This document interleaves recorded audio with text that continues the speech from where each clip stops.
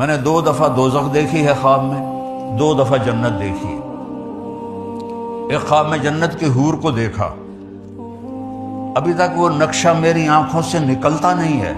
اور جو میں جنت بیان کرتا ہوں یہ کتابوں میں جو پڑھی ہے وہ بیان کرتا ہوں، لیکن جو اللہ کی قسم جو میں نے حسن دیکھا میرے پاس الفاظ نہیں ہے، اور نہ ہی کسی کے پاس ہوں گے، کہ جن کو اللہ نے بنایا اور اپنے چہرے کے نور سے ان کے چہرے پر نور ڈالا، ان کا حسن کیسا ہوگا؟